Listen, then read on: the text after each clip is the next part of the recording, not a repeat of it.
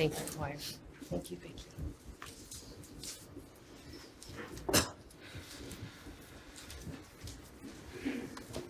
I've heard of attention deficit disorder described this way. It's not an inability to pay attention to anything, it's the inability to decide what to pay attention to. It's paying attention to everything at once. And I remember my kid's fourth grade math teacher explaining that the trouble he was having in class wasn't because he wasn't smart or didn't belong there. It was because he couldn't decide what to focus on in any given moment. His hand, the bird outside the window, his pencil eraser, the teacher, each had an equal pull on his finite attention. Research shows that the prevalence of ADHD is increasing, but it's hard to know if that means it's more common or we're just more aware of it. What does seem clear to me is that it's getting harder and harder to pay attention, and there's more and more that demands this increasingly scarce resource. Attention is the beginning of devotion, said Mary Oliver. What if we thought of paying attention as a prayer? Would we be better able to understand the value of our attention? Would we offer our attention with greater care and waste less of it? There's more to watch and more screens to watch things on, movies and videos and social media posts, television shows. There's more to listen to, podcasts and music and audiobooks. I realize how little silence there is in my own life and how much I crave that constant input. I listen to podcasts while I walk my dogs and when I get ready to leave the house in the morning. It's as if this input is the anchor that my attention needs in order to get anything done. We're living in such a time that our attention is the most valuable commodity. It's how social media works.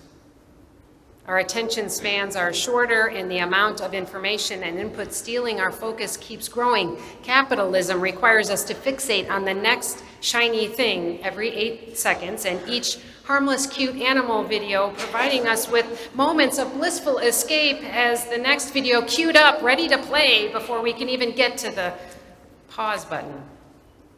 And you're not imagining it. The president and his allies have an intentional strategy of creating an onslaught of absurd chaos, a devastating spray of hateful policies, so that everything feels urgent and overwhelming and insurmountable. This is purposeful, and it is effective. It's way too easy to squander every moment of our precious attention on things that don't matter, and there are more things that matter than we could ever possibly pay attention to alone. Did my mic just go silent? No, okay. What are we to do? How do we keep moving forward in such a time as this? How do we reclaim our own attention and spend it more wisely on the things that matter, the things we want to grow and expand, the things that are life-giving rather than depleting? Sometimes it feels as though our attention, fleeting as it can be, is of little consequence. This is also by design. When we feel as though we can't make much of a difference, despair leads to indifference, and indifference allows us to squander our attention on things that give us a sense of escape, to momentarily feel good, but in the long run, empty. It takes practice and intention to remind ourselves that we are in possession of something with tremendous value, and it matters how we spend it. Every movement for change begins with paying attention. It may not seem like it makes much of a difference, and it certainly isn't everything, but paying careful attention and keeping account of what we pay attention to is the beginning of devotion, the beginning of any action we can take, the nexus of our interconnection, and the essence of living faithfully. Before I traveled to the U.S.-Mexico border at Matamoros last month, I admit I hadn't been paying much attention to what was happening there. I knew things were bad. I'd heard of the separation of children from their parents as a strategy to deter immigration, and I'd heard that the tremendous backlash to that cruel policy had caused a reversal, at least in part. I knew from Oscar Chacon, who spoke here last spring, that most of the migrants at the U.S.-Mexico border come from countries further south, Nicaragua, El Salvador, Honduras, Guatemala, and that unless we address the poverty and violence, the desperate conditions in those countries which U.S. policy has helped to create, we will never stem the tide of those seeking refuge. When people are escaping violence and extreme poverty, there is no stopping them from trying to save their children. I heard this last spring and I believed it then. I understand it more deeply now because I have looked into the eyes of those who are living it. I decided to go on the trip because my colleague, Reverend Alan Taylor at Unity Temple Unitarian Universalist in Oak Park, asked me to go. He was pulling together a group of interfaith clergy on the west side of the city and western suburbs at the request of one of the members of Unity Temple, Moni Ruiz Velasco, who is the executive director of PASO West Suburban Action Project. PASO is a community-based social justice organization helping those most impacted to address the issues that affect them. Moni is definitely a force to be reckoned with. And now that I know her, I understand why Reverend Taylor said he couldn't say no to her when she asked if he'd pull this trip together. Moni and a handful of other organizers had been to the border at Brownsville, Texas over Labor Day weekend. They crossed the bridge into Matamoros, Mexico, where they saw the disastrous effects of the so-called migrant protection protocols of the Trump administration. Hundreds of people at the time, which has now grown to thousands, were stranded there, awaiting court dates in mock courts set up in tents on the U.S. side with federally appointed prosecutors acting as judges on a television monitor. The migrants, many who traveled for months through life-threatening conditions, are forced to leave their homes under threat of death, are rounded up and detained in what they call freezers, cells in detention centers that are kept intentionally cold without blankets. Adults and children remain there for a few days, and then they are released into Matamoros or one of the other border cities to await their court date, often many months away. Matamoros is an incredibly dangerous city categorized as a threat level 4, the same as Syria and Iraq. Mexican cartels come into the tent city at night and kidnap people. There is no running water, no food, no shelter, at least not provided by the Mexican government, which the U.S. Migrant Protection Protocol says they will do. They provide nothing. Most of those who do wait for months in these unsafe, unsanitary conditions will be turned away. Only 2% are being granted asylum. A simple solution would be to let them, as previous policy has, await trial in the U.S., where family and friends are often waiting for them, but our government makes the false claim that they will not show up for their court appearances. Their own records say that's not true. The group that visited in September was determined to go back and to bring religious enforcements. I went because I didn't have a good reason not to. I wanted to learn more, to understand the situation. I was not at all sure what value I added. I said as much at the one orientation meeting we had 10 days before the trip. I told them I don't speak Spanish. I know very little about the situation. I'm not sure what I'm bringing, but I will bring my heart, and I will bring the hearts of those in my congregation. So that is what I went with. And as unsure as I was before I went, I wasn't prepared for how useless I felt, how overwhelmed helpless and enraged I felt once I was there. For someone like me who derives their sense of self-worth from being helpful, it pained me to feel so useless. We divided into groups of 3 or 4 with one Spanish speaker in each group, and then were introduced to a few folks who the smaller group of organizers had visited with when they were there 6 weeks earlier. LGBTQ folks who were the most vulnerable among the vulnerable. 3 of us clergy were with Dulce Ortiz, the executive director of Mano a Mano Family Resource Center in Lake County, which empowers immigrant families to become full participants in American life. Dulce is lovely, steady, and calm. She translated for us the story of a woman who fled El Salvador because her neighbor threatened her life and her partner's life when he discovered they were in a same-sex relationship. We listened and took notes on a form to see if we could help her asylum case. There was a young woman who looked to be about 15 or 16. Her trans identity put her in danger in her home and in this tent city. She stood there, quietly weeping. I wanted to hug her, but I felt unsure. Dulce walked over to her and held her in a hug for a long time, whispering comforting words as the young woman cried and cried. It was heartbreaking to witness, and again, I felt so useless, almost ashamed to be watching. And then we encountered a woman who we determined was indigenous to Mexico. She spoke some Spanish, but it wasn't her first language. She had 5 children under the age of about 7. Her toddler was wearing a very, very full diaper. She held an adorable infant in her arms with fuzzy black hair who smiled a big, toothless smile at me. She didn't have any formula or diapers for the babies, and none of them had shoes. After we left that night, we went to Target and bought some shoes and diapers and formula and blankets and brought them to her the next day. It didn't feel like enough, but it was something we could do. When we brought the bags and set them down in front of her tent, I asked if I could pray with her, and she nodded.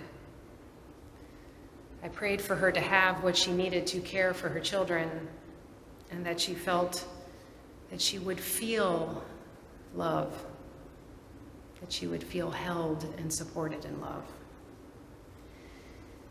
That didn't feel like doing much either, but I'll tell you this, that woman is with me. That experience of sharing that moment of prayer, of attention, has connected me to her. I see her face when I close my eyes. I feel her baby's hand in my hand. And I hold each person that I met and spoke with in my heart. Each time I expressed my sadness over feeling helpless, my new friends, the organizers we were with, Moni and Dulce and others, affirmed that it does mean something. The asylum seekers we spoke to are holding on to hope that something can change, that policies can shift. They're holding that hope because they must, because the alternative is unthinkable. To them, it matters that clergy from Chicago came to see them, talk with them, to pay attention to what is happening to them. I'm so humbled by that notion that the simple act of paying attention matters. At the end of our second day in Matamoros, we planned a prayer vigil and an action.